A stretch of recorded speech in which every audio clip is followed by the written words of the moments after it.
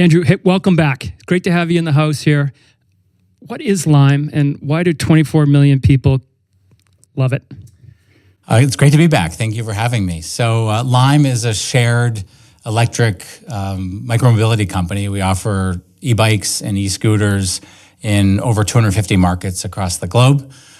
We've provided over 1 billion kilometers in trips.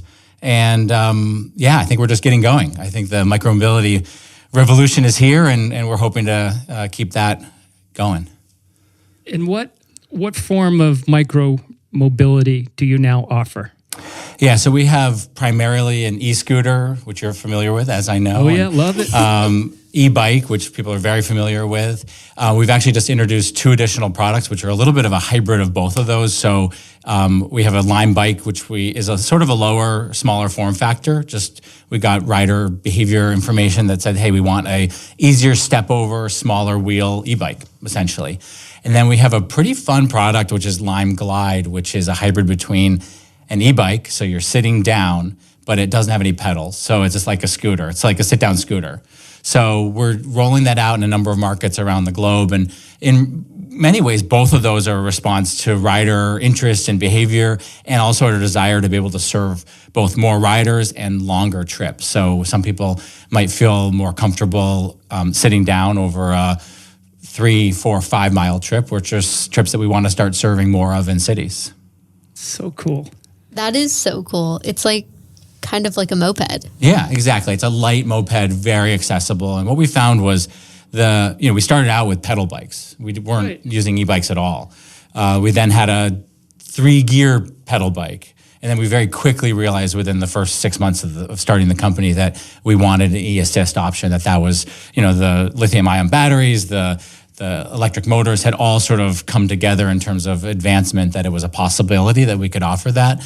And so we went to an e-bike, but right as we went with the e-bike, e-scooters started taking off. And so what we actually found was the scooter itself was a gateway to all these products. We're finding more and more interest in the bike now, but people realized through the scooter that you didn't have to get all sweaty or get your pant legs dirty or all those things that people think of when they think about biking in a city to move around. And so the scooters help people rethink mobility. And now we're actually doing, a lot of work around the bike product as well as the scooter. Wow. Do you think there could have been any shortcuts, over these years, right, to figure that out? Or like sometimes when you see new modalities, new technology, you go through these adoption curves, and it's really trial by error, learn, iterate, get the first adopter wave through, get the next, I suppose the next micromobility company will have all this advantage, right? They wouldn't have had to go through these steps.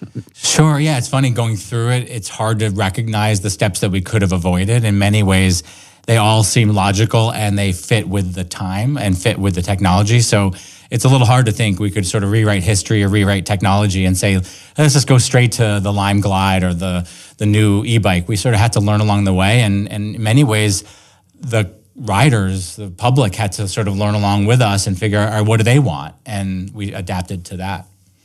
Wow, that's so cool. So Lime is a mission-driven company built on sustainability, not only for the environment, but also for your pocket. And so how do you balance the two?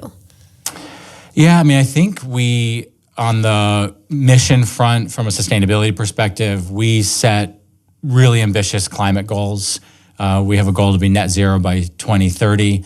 One of the most ambitious goals that is out there in industry right now. And it's something I, in my role, obviously follow very carefully and work really hard to help the company achieve. And we've been ahead of target. So even though we set, a lot of companies set really ambitious targets and then they say that they'll get there in the last 3 years.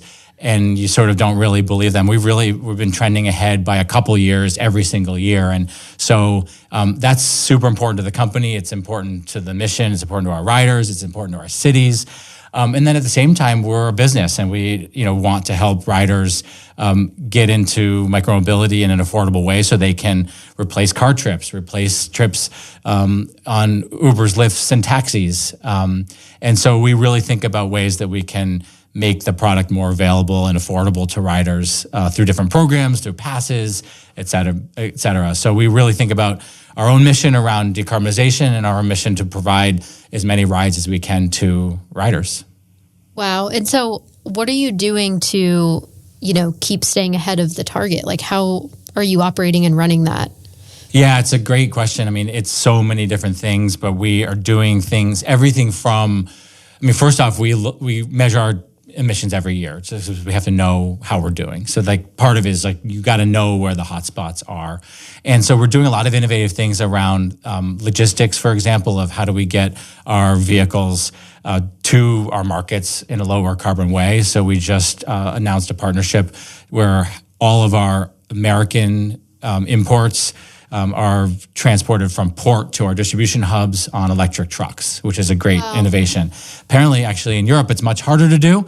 We are using HVO 100, which is a biofuel, and it's 90% less carbon than traditional diesel. So like that, we recognize that distribution of our freight was a hotspot from a carbon perspective, so we're looking to address it. Similarly, our vehicles themselves use a lot of aluminum, and aluminum is a more intense metal to fabricate, so we're sourcing and looking to find more opportunities for sourcing low carbon aluminum for things like the housing where the battery is, certain components of the scooter that helps drive down carbon. So really we look at where the carbon is and we look at, all right, what are the solutions out there in the market to help us bring carbon down? And I think it's really been great how you, a couple years back, you began to offer to plant a tree, right, for riders if they wanted to round up a little bit. Like, explain what that is, and has it been successful? Yeah, so we have a program called Lime Hero, and it operates around the globe. And in many ways, we allow local markets, so our local teams. We try to give some autonomy to the local teams that operate in our cities, the chance to have different partnerships, either with nonprofit organizations, mobility organizations, planting a tree organizations. And in some ways, it's a really great way to tie the mission to ridership. We did a really exciting initiative where we were offering a new pass to riders, so a lower cost, like monthly pass. And we said, hey, look, every time we have one of these passes sold, we're going to actually plant a tree through a program in that individual's name. We did it across the different regions around the globe. It was a great way to have a net positive benefit of folks doubling down on our service. We wanted to show that we appreciated them, and we were able to have folks that were committing to us know that we were paying for a tree on their behalf. So by no means a climate panacea, but it's one of those things that ties the mission to our support for the riders that we're serving.